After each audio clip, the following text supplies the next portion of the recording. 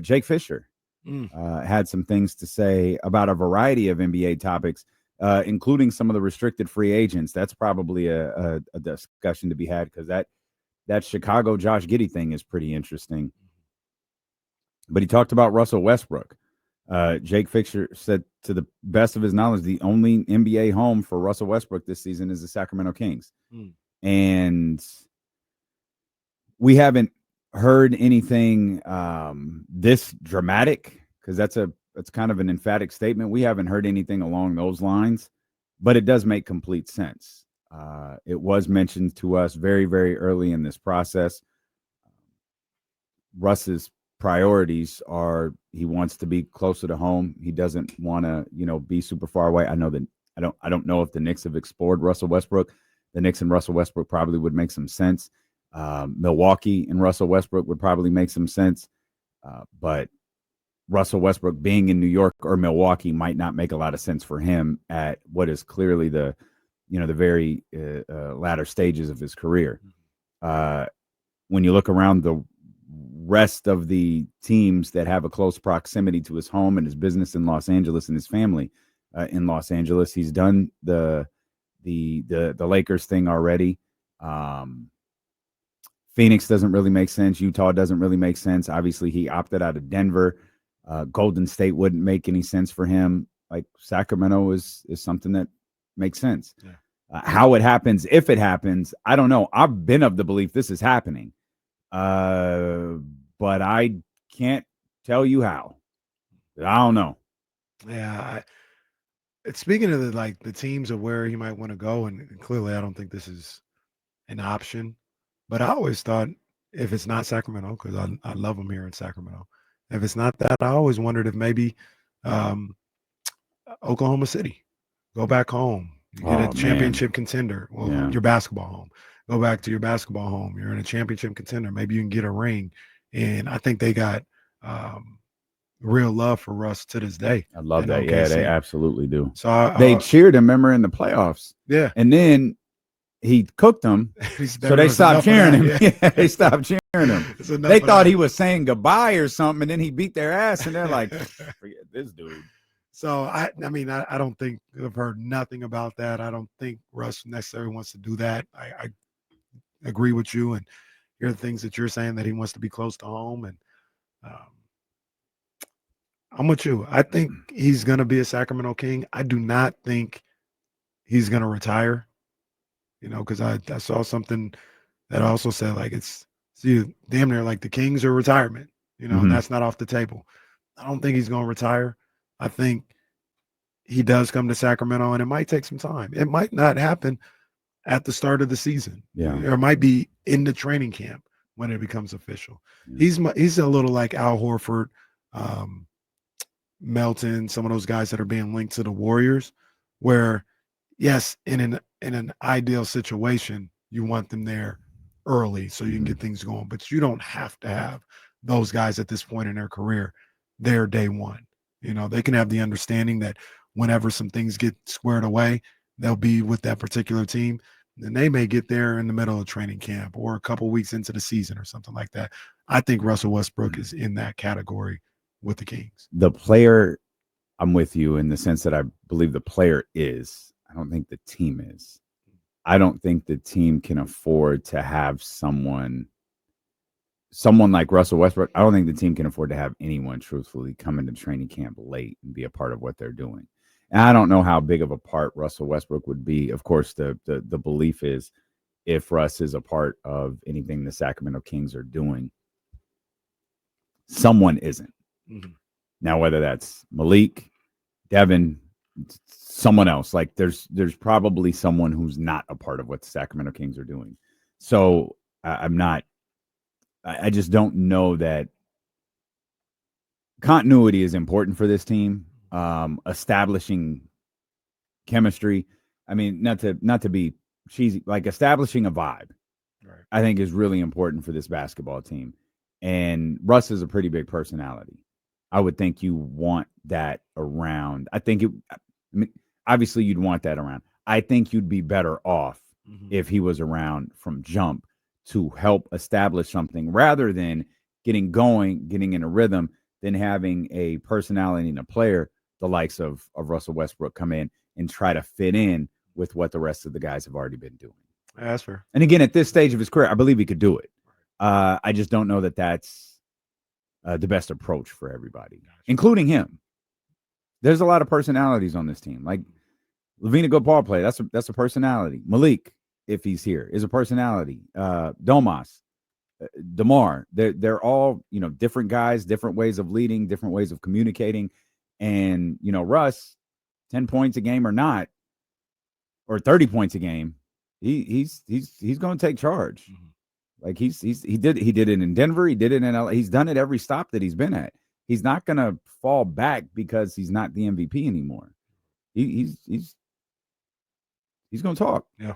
That's who he is, and that's what he's earned in this league, to be able to have that type of voice and that type of impact. On the flip side of the situation, on the flip side of the situation, I saw something when I was coming into the office about some Mavericks reporter talking about Malik Monk and the Kings, and just to report maybe nothing that we already didn't know, but they've been trying very hard, is the quote, to trade Malik Monk. No takers. I only bring that up because that's really not where I thought this story was going. I thought Dallas had an interest in Malik Monk. Yeah, I didn't go through the whole... Who are you and why do you know so much? That's a good question. Like, it came out of nowhere from a Dallas reporter. But I only bring it up because I don't know how you get Russ. I'll ask you this question. Mm-hmm. Is Russ coming to Sacramento more contingent on some finality in the Kuminga situation or the Malik Monk situation, in your opinion? Yes. So in the scenario you're creating, they're separate. Mm. The Malik Monk situation and the Kuminga situation aren't tied together. You can get one together, one done, and not the other. It don't matter. Honestly, which one. I feel like it's Kuminga. Mm. Maybe for financial purposes, again, not being, a James Ham cap expert, I feel like it could be something that just has to do with the cap and how you get under the cap. But I don't know. Again, I don't know how those two things could. I don't know how one could happen without the other because of Malik's money. And to be fair to the situation as well, as I think about that question, either way, you're opening up a position for Russell Westbrook, in theory. Mm-hmm. If you're able to trade for Kuminga and it doesn't involve Malik Monk, you're probably trading Devin Carter, which gives you an opportunity at backup point guard. If you're trading for Kuminga or whatever and you're able to move on Malik Monk, once again, you're opening up a spot for him on the roster, on the active roster in the rotation for him to play. Like you mentioned, money-wise, they may have two different consequences, right? Mm-hmm. But when I think about who can play in the rotation, Carter and Monk, the fact that they're both there seems to be blocking the potential of Westbrook being able to come here and play. Mm-hmm. In one of those situations, when one of those guys are moving, that would open up a spot for Russ to be in the rotation. Yeah, for sure. It feels like, this isn't a stretch. Like, everything is hanging on what happens with Jonathan Kuminga. You mentioned Al Horford a few minutes ago. I was reading, I think it was, I don't remember if it was Fisher who brought this up, but I was reading it this morning. Horford's fine. He's just content. He wants to play for the Golden State Warriors. Golden State Warriors want to play for him. They're fine waiting this out. Everyone's waiting for the same thing.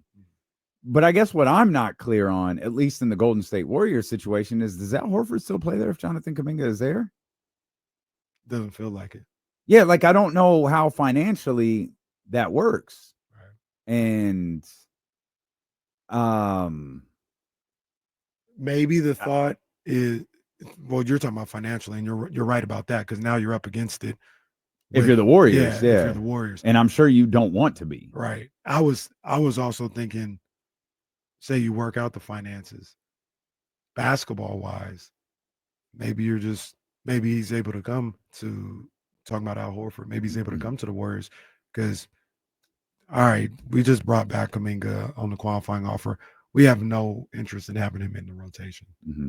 So, yeah, Horford, come through. You're going to play ahead of this guy, and he'll be here. We'll try to trade him, whatever their plans are with him. But they may look at it as. But they can't. Trade. Kuminga? You talking about Kuminga? Yeah. Yeah, they can't. That's true, too. Well, is it. This, yeah, they've already passed the 6-month mark. Well, it doesn't matter. The qualifying offer, you can't be traded on the anybody. qualifying Gotcha. offer. Gotcha. Yeah, the one where you could trade him was that 2-year deal that they offered. That's right. And That's what I'm even in thinking of. that, he had to waive a no trade clause, which I didn't know existed. Like I had no idea that that was a thing. We had a lengthy discussion. I was like, this doesn't make sense. Right. I guess if the contract isn't 3 years, you're protected with that clause, and there you can. I guess a player can waive that one, which I do not understand at all. Why the Players Association would allow that, but you can't waive the qualifying offer one. So none of that makes any sense to me whatsoever. So there's no trade there, which is where we go back to what does the money look like for the Golden State Warriors, and if you're Al Horford, and this almost to me is Al Horford to the Golden State Warriors what Russell Westbrook is to the Sacramento Kings. Fisher can talk about teams' interest in Russell Westbrook. The only team being interested in Russell Westbrook is the Sacramento Kings. I don't think that that's entirely true. I don't think Russell Westbrook has interest in those other teams. And that immediately shuts down. You're not having a conversation. Hey, does Russ have interest in playing in New York? No. So there's no conversation to be had. There's no reason to reach out to. I think it's Jeff Schwartz. There's no reason to reach out to his agent and ask. Like, no, he's not interested. We contacted the right people, so we're going to move on. Who's next? Malcolm Brogdon. We just go on to the next guy. What veteran point guard can we get in here? But I wonder if the Al Horford is like, hey, we want you here. You want to be here. Sit tight. We're playing the game. This will have a resolution that winds up with you being a Golden State Warrior. I feel like the Sacramento Kings and Russell Westbrook have had a conversation, or at least Russell Westbrook's people have had a conversation similar to that one. I think so, too. It's clear Russ wants to play another year, and I think he's going to here. I'd be happy about that too. But it all lingers on Jonathan Kuminga. And with or I should say it all hangs on a resolution to that Jonathan Kuminga situation. And this is where we get back into the conversation about Jonathan Kuminga. I mean, I think over the weekend there was another report. I know we had talked about, and I want to get your thoughts on it at some point, about Jonathan Kuminga feeling like he's on the same level as Cade Cunningham and Scotty Barnes. We talked about that. I saw that. Yeah, we talked about that. But I think Anthony Slater had talked about how Kuminga was like still locked in on like, no, I'm not signing that deal. I'll play on the qualifying offer. I believe him. He absolutely should not sign that 2-year deal. I believe Jonathan Kuminga. And I think what people who don't believe him and the Warriors feels like, he'll cave eventually because who leaves $20 million on the table? Maybe he's tricked me, but I believe Kuminga. So do I. I believe he was like, I'm not taking that. I will play for $7 million. And if he calls the Warriors bluff like that, the Warriors at some point got to be like, they have to come to their senses, in my opinion, be like, he's not playing. He will play on this qualifying offer. So what are we going to do now? Like, how are we going to go about this? We need to either fix our offer or we need to accept that we need to trade this guy. But I like I said, I don't think he's playing. I think he said, I will play for $7 million. It's fine. Can we go back to the Cade Scotty Barnes thing? What was your first thought when you saw that? I understand it. I understand Kuminga feeling that way. And when we talked about it with Kyle, whether or not somebody agrees with him is, for me, a separate conversation. I understand how he can feel that way, specifically when he looks at Scotty Barnes, because he looks at Scotty Barnes and he says, they've let him play. They've let him succeed and fail and all this other stuff. And he's got great numbers. And if I was given that situation, I could do the same things. I could do the same thing. I could have maybe more production as a scorer, maybe not as good, however he wants to break it down. But I could be as productive as Scotty Barnes, given the opportunity. Cade, that's how he feels. I disagree with that one a little bit more. So can I stop you? Can I stop you right there? Sure. The whole point in me asking is, I think the reaction, and you're giving a well thought out explanation about the player and the players. I heard, and I don't remember if it was the day it dropped or the next day, but it was sometime over the days I wasn't here. I heard Kyle mention it. And I think Kyle's reaction was the reaction of most people. You're not that. And my first thought was, he didn't say that. He didn't say that. And he certainly did. And if he certainly didn't say it in a way that would go public. I think the Warriors said it. I think because you can call this hate, you can call it whatever you want to. The Warriors have spent the last year and a half trashing this young man, saying a player who has had sporadic playing time, and their fan base has built highlight reels out of Steph's reactions to him and mishaps on the floor, and every negative story you could think of was posted about him. Who would benefit the most from saying, you won't believe this? This dude's agent said he wants to be paid like Scotty Barnes and Cade Cunningham. That's how he sees himself. Hey, Slater. Hey, Kawakami, come here. You're going to love this. That was my first thought, is the Warriors floated that out there. Now, to your explanation, I have no problem if Jonathan Kuminga feels that way. I'm as every bit as good as Trey Wingo. I'm going to say that. I might not be, but I'm going to say it, and I'm going to feel like it. But I don't have a problem with the player having that level of confidence. I also don't think he said that. And if he did, I think what he might have said to his agent is, I want to get paid like Scotty Barnes did. I want to get paid like Cade Cunningham did. And they took that, threw it to their people, and ran with it. This isn't, I'm not exactly sure.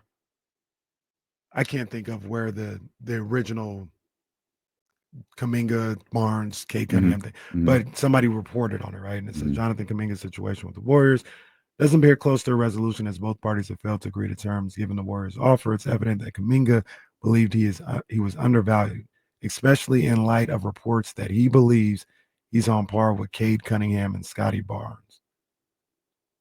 San Francisco Chronicles, Ron, don't want to mess up his last name, sorry, man, revealed that Kuminga considered himself on par with Cunningham and Barnes, expecting to be valued similarly. That's an interesting observation that you made, and I tend to agree with you. I don't know if whoever, once again, I don't want to mess up. Ron Koychek, by the way. Koychek, yeah. Koychek, I don't believe he talked to Jonathan Kuminga or his representation, and that's what the representation said to Koychek. I think, to your point. Yeah. Okay. Somebody told him. Yep. That's what he's, and even if Kuminga thinks that way, I don't even know if that was, to your original point, for public consumption. That was, I'm talking to you Warriors, this is what I'm looking for. This is what I think I'm worth. And this is how I feel about myself. And I don't want to make the Warriors into like this boogeyman and, just like this bad organization. I'm not trying to say that, but I can see 100% them using that private negotiating conversation and that angle and going to tell the media that this is what this guy thinks, to put him in a bad light. I believe that. Yeah, it causes most people to talk negatively about him. And I'm sure they feel like that benefits them. Now, here's the interesting part about that as we go through more degrees of separation here. So do we think that's Mike Dunleavy? Because the one person that we know is like, no, I want him here, is Joe Lacob. Mm-hmm. And Joe Lacob wouldn't want to put. It could be anyone associated with that front office. I don't think it's Joe Lacob at all. Mm-hmm. Right. I think it's anyone associated with that front office. If it's Mike Dunleavy, that's fine. Yeah, but it's someone, not Mike. Yeah, sure. Exactly. It's someone associated with that front office. Right. Yeah. Or that coaching staff. Well, you don't really have to work very hard to figure out that's not a match made in heaven right there. Shout out SummerSlam 91. I love that. That was a good SummerSlam. Match made in heaven, match made in hell. That's not my favorite one though. What's my favorite one? That's the two Undertakers. That's literally no one's favorite except for yours. What was the other match? SummerSlam 1994, 3, maybe. 3? Yeah, I think I was going into the 6th grade. SummerSlam, maybe it was SummerSlam 94, because I think SummerSlam 93 was Lex and Yokozuna. And SummerSlam 94 was the Undertaker versus the Undertaker. Lex and Tatanka. And then there was another match. It was Shawn and Diesel, or maybe it was Shawn versus Razor with Diesel in his corner, and Walter Payton was there. the SummerSlam 94 was at the United Chicago, Center. That's right. Yeah, it was at the United Center. That's phenomenal knowledge by you. That was a good SummerSlam. It was one of the very few pay-per-views that have ever been at the United Center. I just talked about 3 matches that were memorable. What are you talking about? No, Luger and Tatanka was memorable. Yeah, it was memorable. Like, you remember it. Like, that doesn't mean it was good. Was that the match? Was that the card with Brett and Owen in the cage? Because that was the match. That sounds about right. That sounds about right. So Brett and Owen in the cage was fire. Because Survivor Series, the I Quit match was that same year, wasn't it? That's right. Yeah. So that's my brother. Yeah. Shout out to that SummerSlam. Yeah, match made in heaven was the wedding though too. That was the wedding. Yeah, that was Macho Man and Elizabeth. Macho Man proposed to Elizabeth at Arco Arena. Royal Rumble. Nope. No, just Superstars taping. Superstars taping. Yeah, it was like the last one of the night. It was like 11 o'clock at night. Will you marry me? Let's get this over with, man. I'm tired. That's gonna mirror a Kings game this year. Jesus, man, that ain't no lie.